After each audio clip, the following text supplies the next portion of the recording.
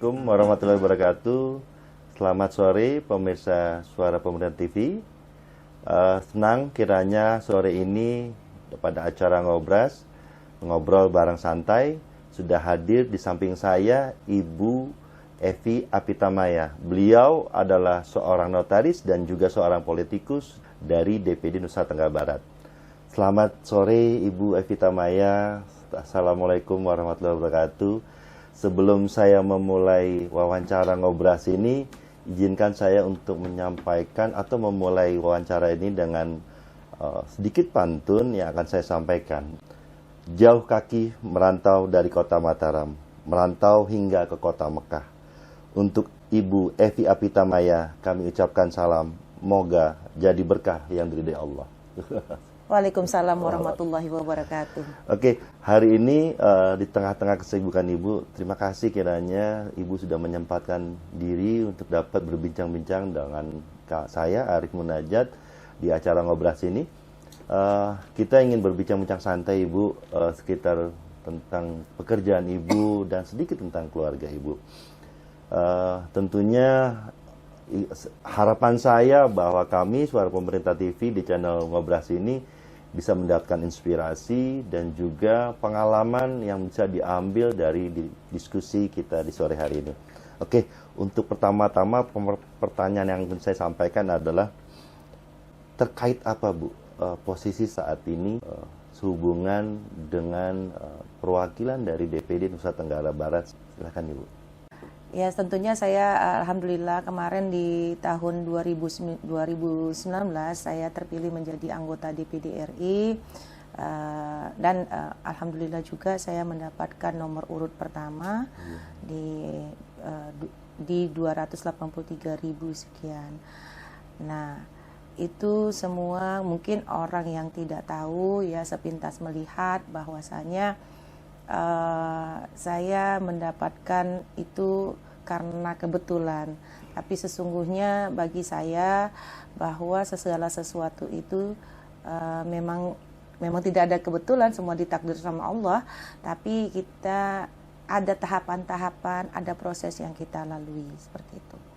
Nah, mulai pertama saya masuk DPD RI, alhamdulillah sampai detik ini saya dipercaya untuk menjadi pimpinan salah satu alat kelengkapan utama yaitu Komite 3, berturut-turut menjadi wakil ketua pimpinan Komite 3 begitu. Ya, untuk hal yang telah dikatakan dan dijelaskan oleh Ibu, boleh tahu nggak kinerja apa atau legacy apa yang telah Ibu lakukan selama ini yang bisa diberikan atau diinformasikan kepada kami para pemirsa Suara Pemerintah TV ini? Gini Mas ya, dengan keterbatasan kami sebagai anggota DPD RI, keterbatasan istilahnya kewenangan kami ya, karena memang DPD RI itu ibarat adik yang baru lahir, mohon maaf ini tidak begitu dihendaki oleh kakaknya. Kenapa saya katakan begitu? Karena kami memang kewenangan kami sangat terbatas. Tapi tidak menyurutkan kami DPD RI, semua anggota DPD RI untuk bisa berbuat apa yang kita bisa perbuat, terutama untuk dapil atau daerah yang kita wakili. Nah, untuk saya sendiri tentunya banyak hal yang sudah saya lakukan gitu kan, menyangkut bagaimana saya bisa menyelesaikan permasalahan-permasalahan yang dihadapi oleh pemerintah.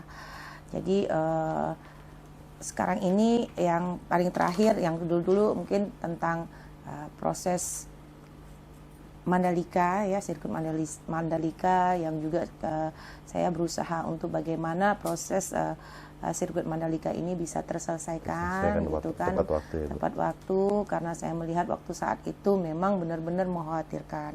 Dan alhamdulillah berkat kerjasama semua pihak, termasuk saya meminta pimpinan kami DPD RI Pak Alanyala untuk hadir dan melihat sendiri kondisinya pada saat itu dan membuat pertemuan dengan beberapa kementerian juga kepala daerah, stakeholder, alhamdulillah. Untuk di komite sendiri setiap komite DPD RI itu kan dibagi atas 4 komite. Kenapa filosofinya kita bagi 4 komite? Karena DPD RI itu hanya terdiri dari 4 orang saja. Nah, dan dibagi, habislah setiap provinsi itu di setiap komite. Jadi komite itu sudah terwakili 34 provinsi. Masing-masing. Nah, salah satu contohnya saya di komite 3 adalah salah satunya bermitra dengan Kementerian Ketenagakerjaan nih, kan? Nah, hal yang paling riskan di Nusa Tenggara Barat adalah terbesar nomor 2 pengiriman PMI atau TKI itu ke luar negeri, terutama untuk dari seluruh Indonesia nomor 2 ya? Nomor 2. Padahal wilayah kecil ya, dipresentasikan. Nah, dengan ditutupnya kemarin COVID gitu ya, kerjasama antar 2 negara, antar beberapa negara juga ditutup. Alhamdulillah kemarin kita berusaha untuk bisa tercepat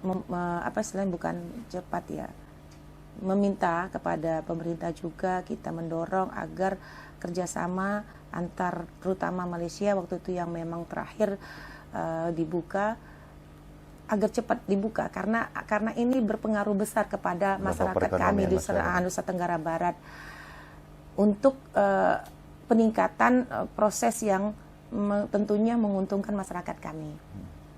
Kita minta komite 3, terutama saya getol sekali, mungkin teman-teman juga tahu bahwa kita inginkan bahwa perekrutan ini benar-benar sesuai dengan kesepakatan atau dengan persyaratan yang ditetapkan oleh ILO. Apa itu? Setiap perusahaan luar negeri yang ingin merekrut tenaga kerja di daerah negara tertentu, dia harus dan wajib untuk memenuhi semua persyaratan termasuk pembiayaan. Jadi misalnya ada warga saya dari NTB atau Lombok ingin ke Malaysia, itu pihak user yang di sana harus siap menyiapkan semua biaya. Mulai itu dari paspor, medikal, asuransi, tiket pesawat, fasilitas, dan mereka tidak boleh lagi adanya istilahnya pemotongan gaji dan segala macam. Nah, itulah, dan alhamdulillah itu sudah terlaksana. Kemarin kami melepaskan bulan Agustus kemarin sudah melepaskan pertama itu dihadiri oleh kami komite 3 pimpinan, terus BP2MI, wakil gubernur dan gubernurnya sendiri Nusa Tenggara Barat, dan itu sebagai istilahnya kunci pembuka, dan alhamdulillah itu sudah berjalan. Nah, seperti itulah Mas misalnya yang bisa kita lakukan, tidak menyangkut masalah anggaran, tapi mengoptimalkan, mengusahakan hal-hal apa kiranya yang bisa dilakukan semaksimal mungkin untuk kepentingan masyarakat. Gitu. Sebentar lagi tahun 2024 ini juga akan terjadi pesta demokrasi nih Bu. Ibu Evi ingin mencalonkan kembali Bu? Insya Allah saya mencalonkan kembali dan sudah mendaftar di KPU Provinsi Nusa Tenggara Barat. Ya tetap maju insya Allah gitu. Apa Bu hal yang mendasar sekali melatar belakangi Ibu untuk ikut sekali lagi di dalam pencalonan ini untuk menjadi tetap DPD ya Bu ya? Ya tetap DPD. Nah artinya apa sih yang melatar belakangi Ibu untuk dapat? Pertama-tama saya istilahnya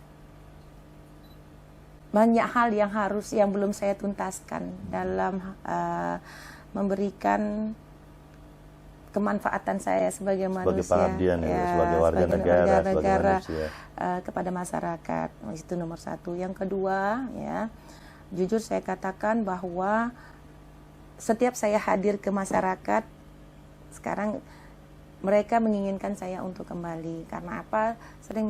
Mereka mengatakan bahwa kami baru merasakan kehadiran DPD gitu. Artinya kebermanfaatan.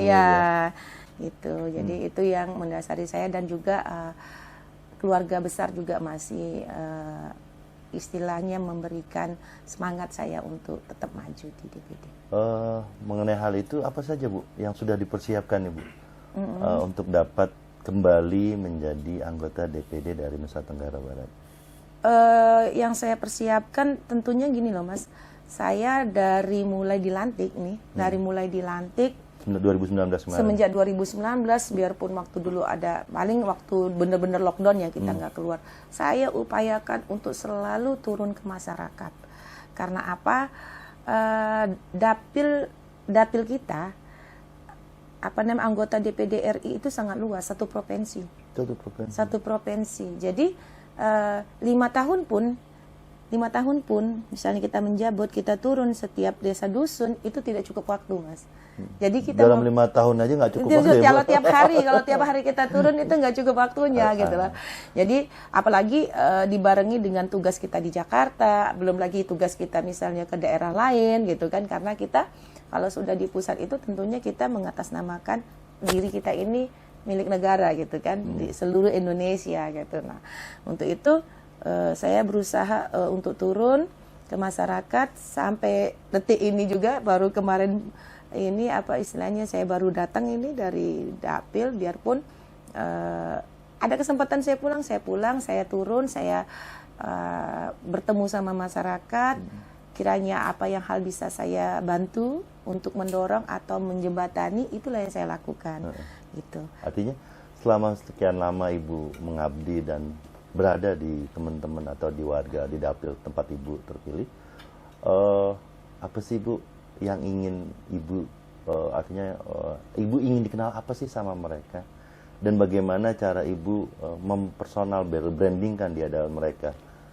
Saya personal brandingkan saya adalah ibunya masyarakat NTB gitu kan, bundanya masyarakat NTB gitu loh. Jadi kalau saya hadir, dirasakan kerinduan saya oleh mereka, dan dirasakan kemanfaatan saya oleh masyarakat NTB itu ya saya. Jangan-jangan Ibu punya call center ya Bu, yang setiap waktu bisa mereka mengadu atau apa? Jadi saya selalu saya Mas dari mulai gadis saya punya nomor handphone, tidak pernah ganti sampai detik ini, satu. Nomor dua, tentunya saya kadang-kadang saya bilang sama masyarakat, mohon maaf misalnya kalau saya misalnya tidak bisa langsung merespon apapun, pengaduan apapun, keluhan ataupun WA yang masuk, karena benar sebentar aja itu ada ribuan WA yang masuk, karena nomor saya itu dimasukkan setiap grup yang ada misalnya di daerah. Nah untuk itu saya selalu bilang, jika ada hal yang ingin disampaikan ya, tolong langsung ke kantor perwakilan kita di daerah atau ke staf saya atau ke aspri saya, seperti itu. Jadi banyak istilahnya tokoh-tokoh pemuda, masyarakat menyampaikan informasi, nanti kita akan satukan misalnya apa poin yang ingin disampaikan, seperti itu. Terus program unggulannya apa nih Bu? Apa ya? Untuk 2024 ini, tadi kan Ibu ingin dikenal sebagai bundanya warga NTB. Programnya apa Bu untuk menjadi seorang bunda dengan dengan seperti itu Bu? Gini Mas, jadi program unggulan tentunya kita ini mohon maaf, DPD RI ini kan keterbatasan fungsi ya. Dengan keterbatasan fungsi ya tadi istilahnya apa yang kita sudah perbuat, misalnya seperti saya sudah memperjuangkan untuk PMI bisa berangkat, seperti itu program unggulan saya sesungguhnya. Setiap saya datang gitu kan, mengadakan pemberangkatan, keluarganya datang, bahwa mereka menyatakan, perusahaan yang menyatakan bahwa inilah perjuangan ibu yang sudah bisa kita rasakan. Nah tentunya kami juga kemarin Komite 3 memperjuangkan untuk setiap daerah mendapatkan beasiswa gitu kan. Nah alhamdulillah kita NTB mendapatkan 1.100 beasiswa, mungkin itu yang bisa kita berikan. Nah hal-hal kecil yang kita bisa sentuh itulah yang kita istilahnya bisa berikan kepada masyarakat, berbagi apa yang kita punya, seperti itu. Di NTB sendiri apa Bu permasalahan yang pengen Ibu selesaikan ya, khususnya di NTB? Kalau tadi kan mengatakan Ibu bahwa dari NTB itu adalah nomor 2 dari jumlah tenaga kerja Indonesia. Selain tadi nomor 2, apalagi yang kira-kira Ibu dengan permasalahan-permasalahan ada agar ibu atau masyarakat di daerah NTB merasa kehadiran ibu dan kebermanfaatan ibu di DPD? Jadi permasalahan yang sudah saya ingin selesaikan itu satu sudah terselesaikan. Masalah tenaga kerja kita PMI, pekerja migran Indonesia. Itu alhamdulillah sudah terselesaikan, dan PR kita adalah gitu. Saya bilang sama masyarakat, PR kita kepada bukan bisa saya selesaikan sendiri PR ini, karena apa, masih banyaknya berkeliaran para istilahnya calo ya, yang menjanjikan bahwa bisa proses lebih cepat, gaji lebih gede, dan dia menarik biaya yang cukup besar, dan masyarakat itu tergiur hingga dia terlilit hutang. Nah, itu adalah PR saya selalu turun kepada kalau ketemu kepala desa, kadus, dan juga tokoh-tokoh masyarakat, tutup menuda, saya sampaikan itu. Jangan pernah istilahnya memberi ampun lagi. Apalagi kita memang bermitra juga dengan BP2MI, itu sikat sindikat judulnya kan. Nah, berantas sindikat seakar-akarnya. Nah, itu satu. Yang kedua, tentunya kami NTB itu adalah daerah pariwisata. Termasuk 5 prioritas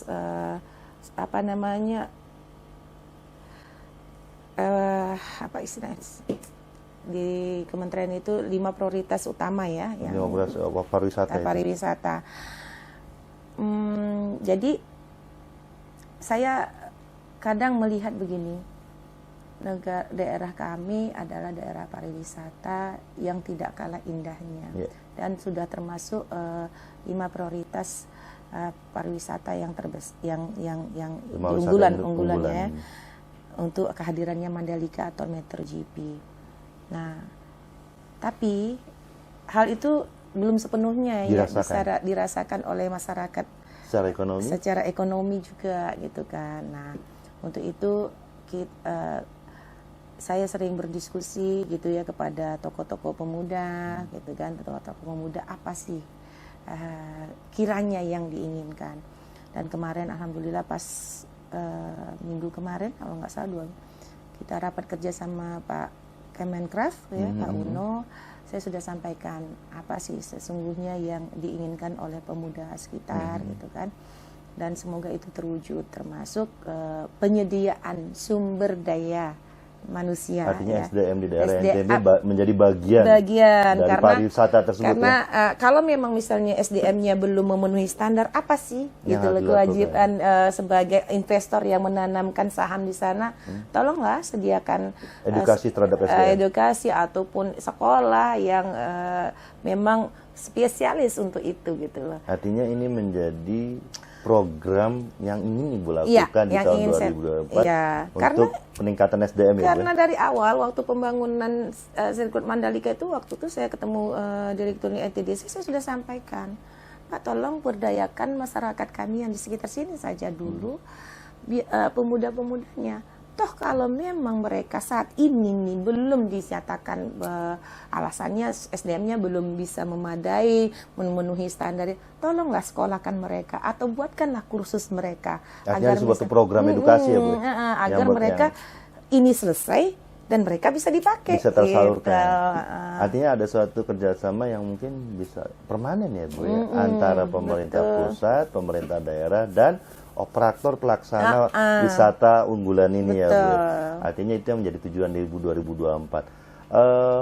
Harapan-harapan lain selain tadi kita sudah mendengar mengenai PMI atau tenaga kerjaan tadi, itu juga masyarakat NTB ikut merasakan kesejahteraan dari kue pariwisata yang menjadi destinasi unggulan tentunya. Apalagi selain itu Bu? Tadi sudah 2 ya Bu. Tentunya selain itu kan kita itu NTB selain pariwisata ada pertanian dan perikanan. Jujur saya katakan bahwa saya selama di DPD RI itu tidak pindah dari komite. Komitenya komite 3 aja. Nah, yang membahas masalah pertanian, perikanan itu ada di komite 2. Nah, mungkin insya Allah kalau misalnya saya berlanjut, saya akan pindah misalnya ke komite 2. Tentunya fokus saya ya ke situ, Mas. banyak sekali permasalahan, terutama katanya masalah pupuk gitu kan.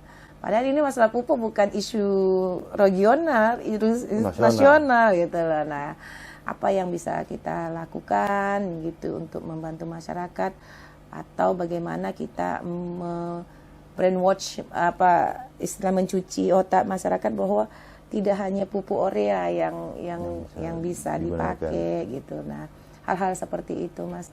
Jadi tentunya yang kita unggulkan untuk program-program tentunya yang terkaitan dengan potensi masyarakat kita gitu. Bagaimana culture-nya, apa istilahnya, sistem perekonomiannya di bidang apa, itu yang kita perhatikan. Dengan tadi program seperti Ibu dan saat ini sedang menjalani, tadi pagi Ibu sudah dari subuh ya Bu aktivitasnya. Sempat ingin pertanyaan yang awal tadi Bu. Orang-orang rumah ini komplain nggak sih Bu dengan aktivitas Ibu yang begitu padat ya Bu? Ada komplain dari anak-anak atau apa kesibukan Ibu? Oke. Saya ini dari gadis sudah organisasi, Mas ya. Jadi suami saya sudah tahu bahwa saya ini orang organisasi. Saya juga dulu sebelum DPD saya juga aktif di partai politik. Nah, untuk suami sih dia sudah memahami, sudah sangat memahami. Dan tentu juga dengan kondisi seperti itu anak-anak juga sudah sangat memahami juga, dan mereka sangat mendukung saya terjun di dunia politik seperti itu. Artinya kesibukan Ibu tidak menjadi halangan bagi mereka? Enggak. Jadi begini Mas, sekarang ini kan dunia teknologi. Artinya ada handphone. Ada handphone, ada grup keluarga gitu kan. Bisa kita sharing apa kegiatan saya, tentunya mereka tahu. Apa kegiatan anak saya juga saya tahu.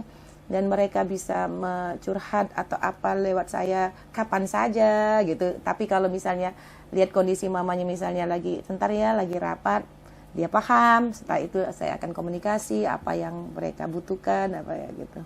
Pencapaian Ibu sampai dengan saat ini, boleh tahu nggak Bu tipsnya atau motonya apa nih buat kita yang muda nih Bu, buat masyarakat khususnya teman-teman di NTB, warga NTB?